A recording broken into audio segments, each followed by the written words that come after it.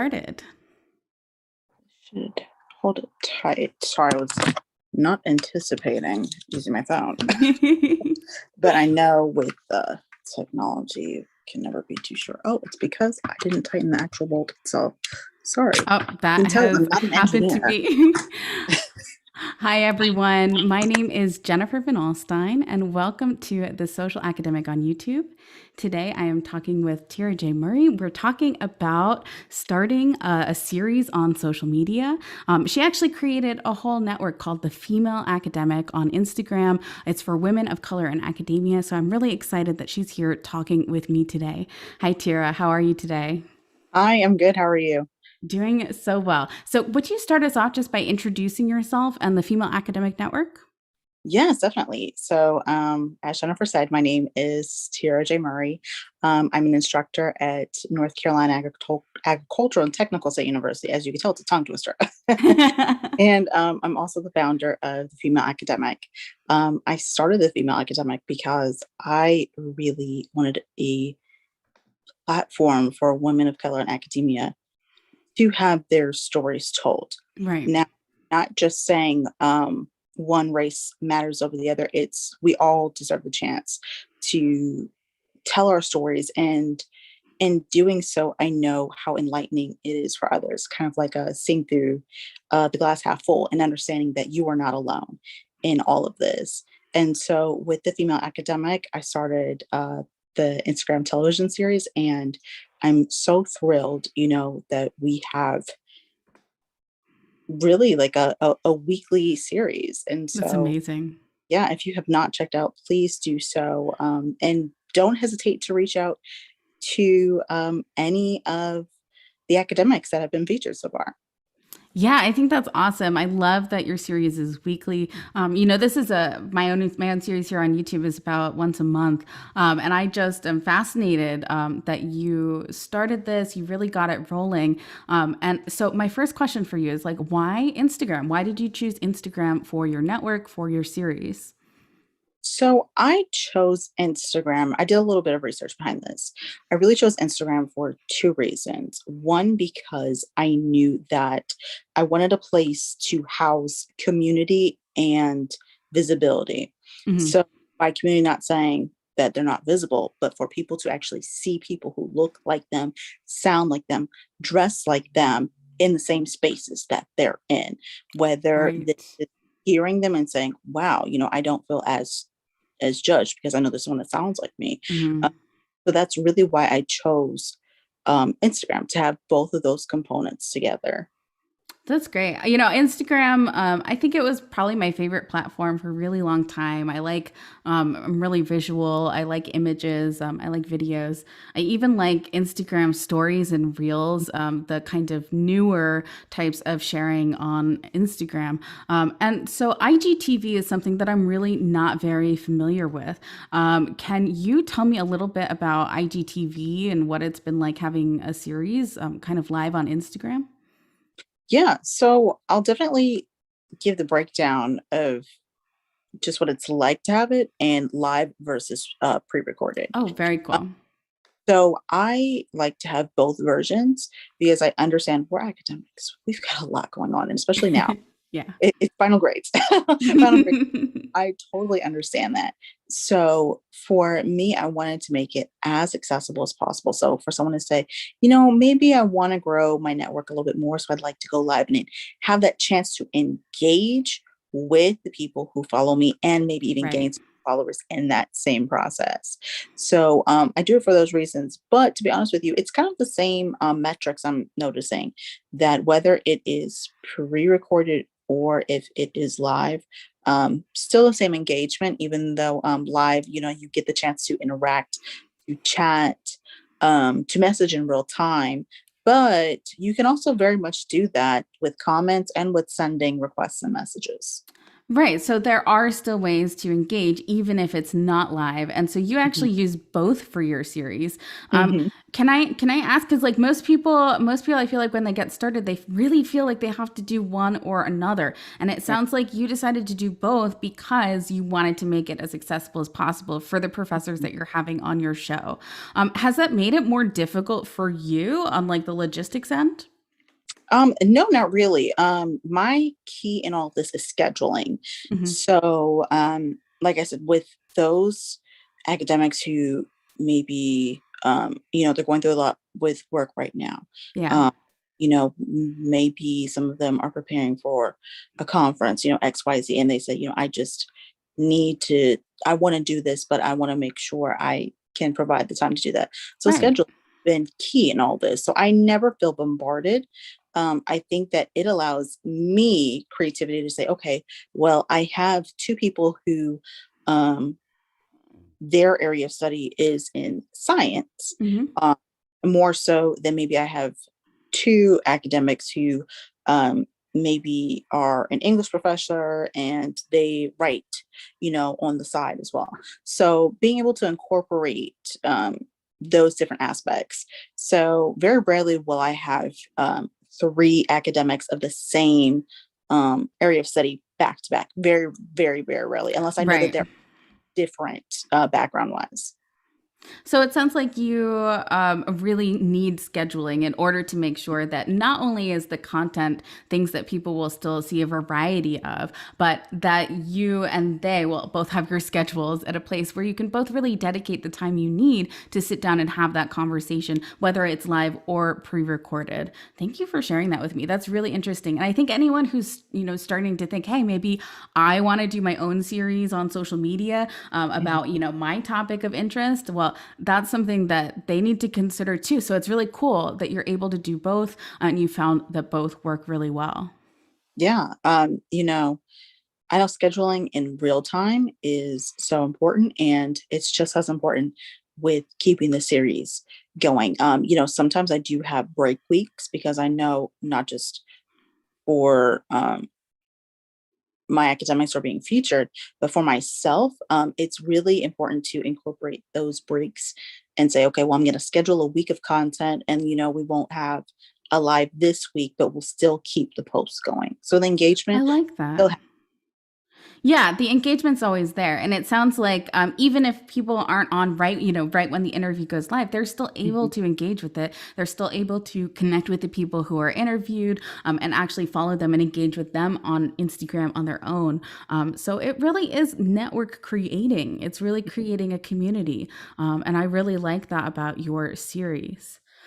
So we talked a little bit about Instagram. We talked about why you chose IGTV, and we also talked about scheduling and how important that is for your series. When I started my series, I actually thought that I would want to do Instagram because it was the platform I was most familiar with. In Mhm. fact, I really avoided YouTube for a really long time. I did not want to do YouTube. I didn't want to be on video at all, to be honest. I was very uncomfortable with it. I'm overweight, and I always felt just because of my color, I just felt so uncomfortable, like just being on camera anytime.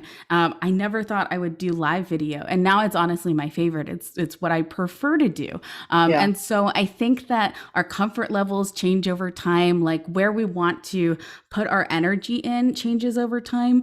And so I've noticed that for my show's been on about 2 years now. Started Mhm. as a podcast, and now I'm doing video, and it's live video, and it's definitely changed how I feel about kind of when we get started. Like, it's okay if things change. It's okay if our first idea kind of morphs into something, or if we start off weekly, we can go monthly depending on our Right. schedules.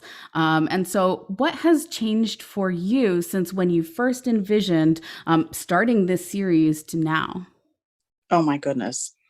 So much. To be really honest with you, the female academic was not called the female academic. It was actually first called Professing Forward. And that's because I had the same idea, but it was more so to help other professionals of color get into academia. And Ah, yeah, a lot of people, unless you ask, uh, then it's revealed. But Right. yeah, no, professing forward, it was going, but I noticed quickly, I said, I want to get more involved with this. I want to get my hands into it. I want to be able to bring more community to this. Mm, That's when you kind of have to sit down, and it's not just, well, what's your content strategy? It's literally, what is real life? Are you hmm. more interested in apples or oranges? Are you more Yeah. interested literally in pineapples or bananas? What is it that you're going after? And you have to make sure that your path aligns with that. And I quickly realized, I wouldn't say maybe 5 months into it, that I just was not wanting to, it's not help people get into academia. I think that I wanted the more storytelling aspect and the community aspect rather than just a straight out guide. Because I will say this, wholeheartedly, there is no online guide, which was really my purpose. There is no online guide step by step to teach you how to get into academia. Hmm. Teaching wise, there are blogs that say, oh, well, you could start as an adjunct. Well, what if you don't know what these terms mean? You know, Right. some institutions don't say adjunct, they just say part-time. Some institutions will say you're an adjunct full professor. What does that mean to the average person that just thinks you're just full-time because Hmm. professor? So that was my whole purpose. But saying all this to say, there was so much that changed with me over time and changed with my purpose and my alignment. So I knew that that's the way that I wanted to go. And I knew that with having women of color in academia telling their stories, I knew that my own personal background in digital media needed to fuel that storytelling and to keep it going. Because if we don't tell our stories, who's going to? Absolutely. I mean, we need to be able to talk about our stories. We need a place for them, but we also need to feel comfortable. And I really love that when you invited me on, the Instagram live series, that you really made me feel comfortable when I was talking with you. And so I'm so glad that you're the person who was like, "This is a great idea. Let me start it." And I'm really glad that you're running this series because it is warm. It does feel inviting. It does feel like a community, and I feel like that's really important. It makes it a warm place for people to connect with each other. Yeah, I noticed, I want to say after my first interview that I had with Dr. Miller, she was very, very, very first person who reached out and said, you know, would like to somehow be involved in this. I quickly noticed after that interview, I said, you know, there's going to be people who say things who sometimes might be scared. Yeah. That, like, I don't know if I'm opening up a can of worms. Girl, open up that can of worms, because guess what? We're probably saying it at the same time. We're just not saying it, So the more comfortable you feel, the better. And I don't want to have the Oprah effect of, oh, really? I want you to feel like you're Yeah. talking to your girlfriend and you have Mm, girlfriends who are literally cheering you on in the process. I love that. Well, Hmm. that's definitely how I felt during the interview. And so, just anyone who's watching, if you're a woman of color in academia and you want to participate in this series, I definitely encourage you to reach out. It was a lot of fun for me, and I know it will be for you too. So let's talk more about what it takes to actually create that series. Like there are, scheduling that's involved, but you also have to create graphics and help create excitement about it. Tell me more about the processes and some of the things that you do to create that series. So I'll tell you, at first, I started reaching out to academics specifically. There's really no strategy I have in mind. I think that Yeah. I have a voice at the table. And so I want to make sure that, everybody gets their voice heard. So for me, I would reach out to different people, but now I'm, getting tapped. Hey, can I participate? Hey, can I talk? Yeah, I'm so okay with that. So it's seeing who, realistically, like I said, because I don't like to have um the same area of study back to back to back unless Right. they're different. Um, but doing that, and then also, I like to craft the questions not just around their social media presence because, you know, sometimes people put it all full frontal on social media, and sometimes people are very selective. And sometimes when we Hmm. think they're being full frontal, they're not. So getting Yeah. academic, yeah, getting to know them, um, just through our conversation, seeing how comfortable, they are at first. And if there's someone that I know is a little bit more reserved, I like to get those questions that I know will be starter and then blossom, to open them up. Mm, So getting that's their body, great. yeah, to understand really who they are, so I can make them feel just as comfortable as possible. But with the the video itself, they also have a spotlight post, and that goes out either the day of or the morning of their interview. And that's solely because of metrics. I noticed that when I started doing it more in advance, it was a little bit harder for people to kind of say, "Oh, that's today?" Question mark. So putting it, as a reminder. Boom, this is happening today. Oh, I remember them. I saw them on my explore page. Let me tap into that. Yes. Okay. So it does take work. It does take a Mhm, little bit of extra time to make mhm. sure that people are noticing the event, that they're seeing it, and that Yeah. they're going to be aware when it's ready for them. And it sounds like you found that posting the day of is pretty effective. Yeah. It's definitely effective. I notice viewer wise, we totally change. Um for Mm. those academics that are like, yeah, I really want to be involved. I really want to have that conversation going. I make sure that I'm posting it not just one time on the page and also on the Mhm. story. Like I'll do the story twice. But if they specifically say, I want engagement, then I'll definitely post maybe 5 times so that it, Oh. a reminder. So I'm noticing um, every 17 hours, taking it down and putting it up, taking it down, putting it up. Wow, that's quite a bit of work. It sounds like for people who are your interview guests who say that they want engagement. So even that is something that it sounds like you're asking people in advance. Mhm. So people who really want that, you're willing to do extra work to make sure that more people are aware of this event that's happening and make sure that they can be there.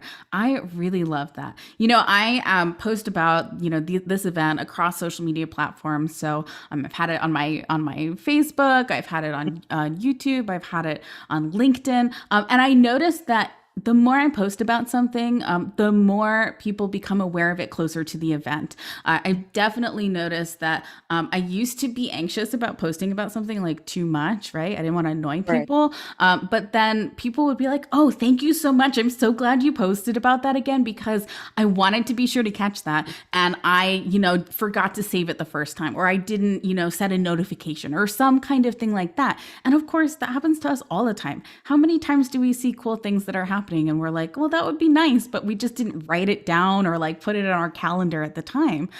So posting about things multiple times is a great practice. If you're watching us now and you have even an article that you've published or a conference presentation coming up, post about it multiple times because that will help people remember what you're saying. And that's what's really important. You want to get people excited, but you also want them to remember the information. Yeah.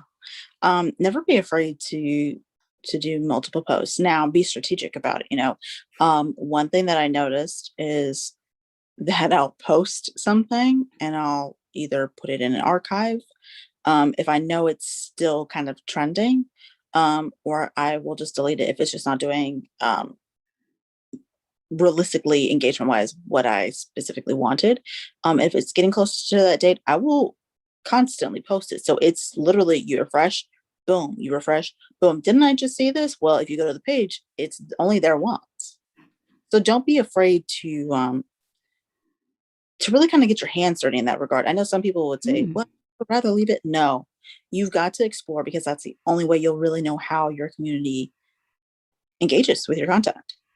Yeah, so every community is going to be a little bit different, and it sounds Mm, like everyone needs to test and see what their community really responds to. Now, for researchers and professors who are thinking, I want to start a show about my research topic, that's a great idea. You'll yeah. definitely want to talk about it a bunch, and you'll want to be strategic about how you communicate that. So this is all great advice from Tira. Thank you so much for sharing more about that process, especially about publicizing these events.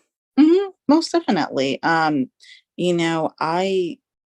love helping others. I just think that's just kind of my calling in life. Hence Hmm. why I'm in academia. So, I mean, if you have any questions about anything, please don't hesitate to reach out to me. I'm no stranger. I love that. I love that. Well, I have a question for you, and I want to Yeah. know, what are your tips for being on camera? You seemed super comfortable when I talked with you on the interview. You seem really comfortable right now. So my question, what do you do to feel comfortable and to be yourself on camera? You know what? It's just becoming comfortable in general with yourself. And let me tell you, Hmm. while taking a picture, I don't think I look perfect physically. But for me being on camera, it's different. You get to see the personality outside of the picture. Um, so for me, it took a Hmm. while for me to get comfortable, but I also had to start learning, not just my angles to sound cliche, but that's really the truth. Um, but learning how I look, because sometimes I just have a naturally stern face and I have to Me remember, too. smile, Tira, smile, smile. So it's little things, like, if you notice tidbits of yourself and you're like, "Why do I always look so mean?" Just gently ease up, smile a little bit. But, Yeah. so too, when you're on camera, wear something that you're comfortable in. The last thing you wanna do is sit for extended periods of time and be uncomfortable. When we're teaching, that's something different. It's our students. We're not really thinking twice, but when we're talking literally to the world, yeah, it's a little bit different. So you always wanna make sure that you're physically comfortable in what you're wearing Hmm. and that you're relaxed. If you feel like, hey, I actually have Starbucks right next to me, but if you feel like, hey, I need Starbucks to kind of get me going, go get yourself a Starbucks. Don't be afraid of that. Right. Anything to loosen you up, anything to make you feel more comfortable. I really like that. Yeah. So having something like a drink, or maybe your favorite drink, next to you, anything that's going to make you feel comfortable helps you actually be more comfortable on camera.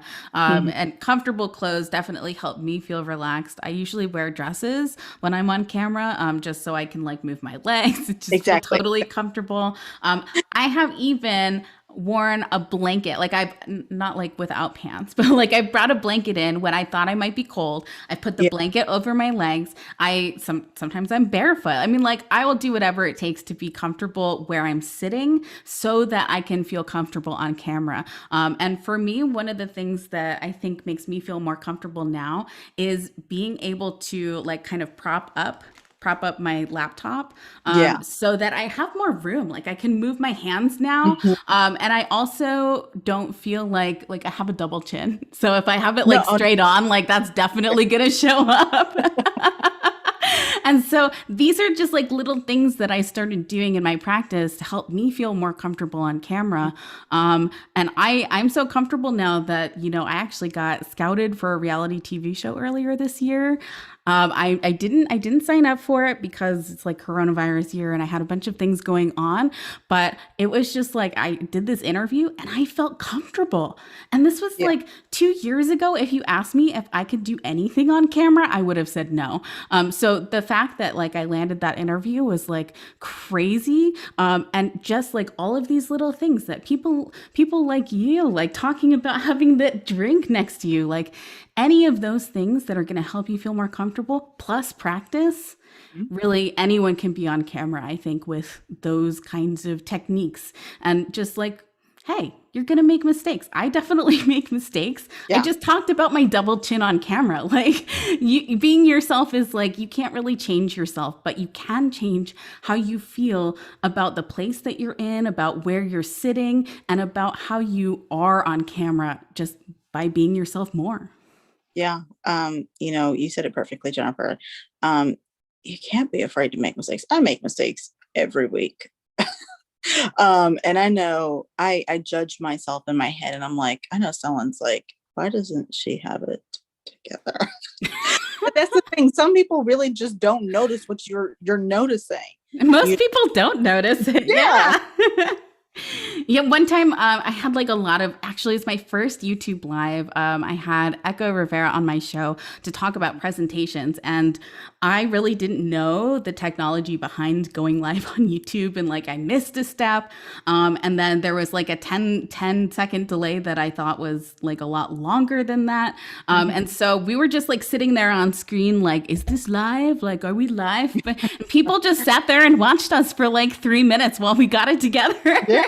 And, you know, it was totally fine. I apologized in the chat. Everyone's like, oh, technical stuff. We're all on Zoom. We get it. Yeah. And so you just got to be okay making mistakes because other people are okay with you making mistakes. Yeah. No one is perfect. You know, I forgot who was live I was watching. I was watching one of the Real Housewives live. And I just kept saying to myself, wow, like she's making so many like mistakes, grammatical errors, and like her in her speech. I'm being herself, you Yeah. know.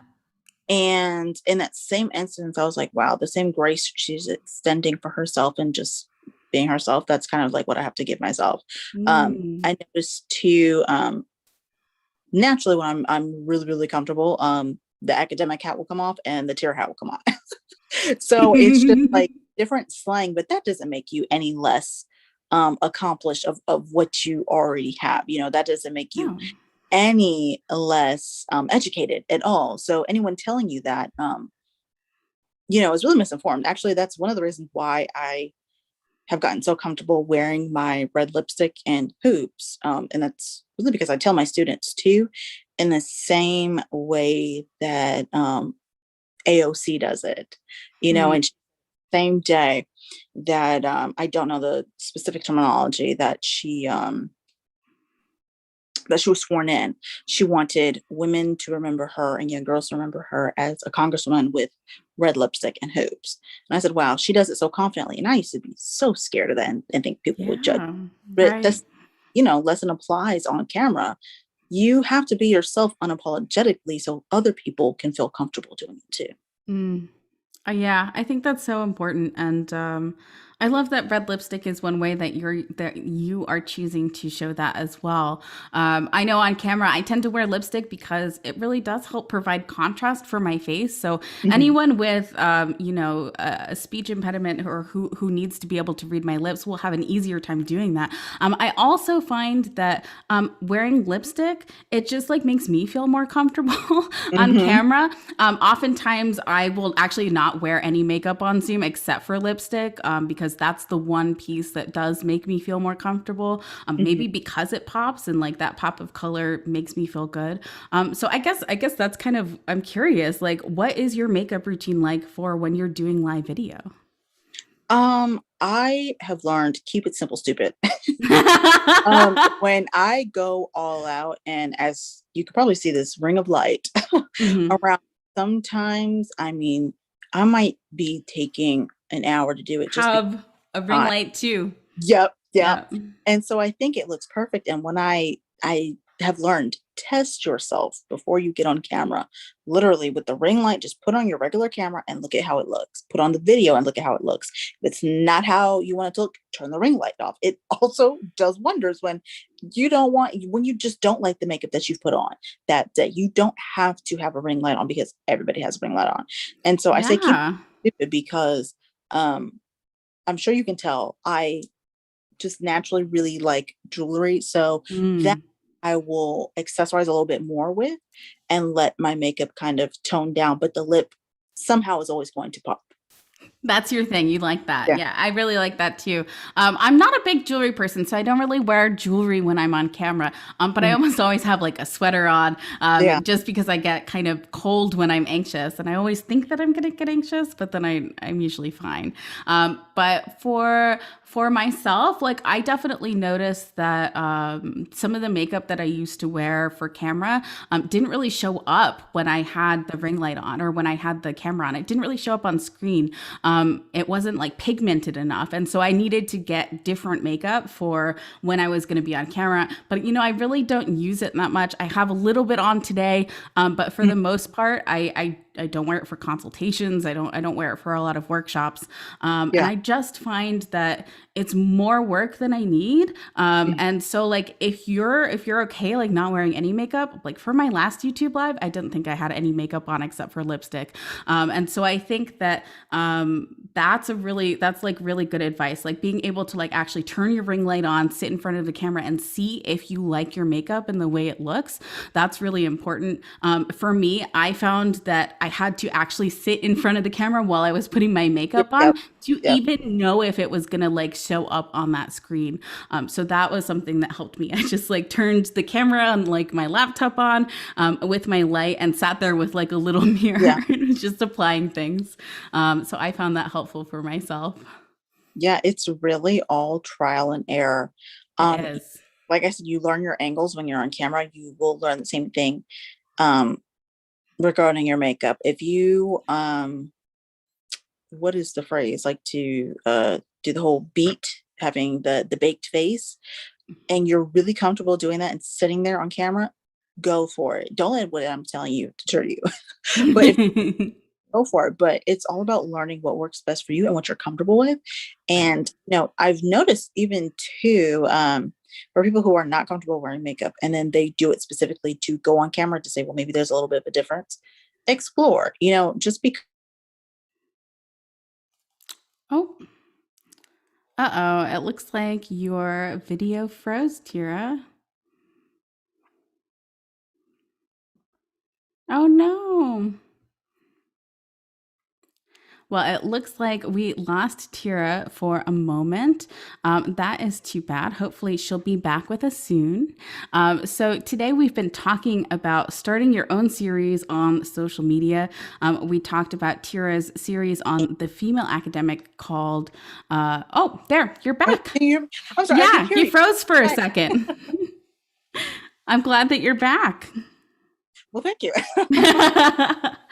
So I was just letting people know that we were talking about the Female Academic Network, which is on Instagram. Be sure to check it out on Instagram. They have an IGTV series. Sometimes it's live, sometimes it's pre-recorded, but it's interviews with women of color in academia, and it's a great community. So I hope that you'll check that out. Tira and I have been talking a lot today about starting that series. We talked about how she started it on IGTV. We talked about the processes behind that, like scheduling and helping to promote those events so that people would engage and show up when they were live.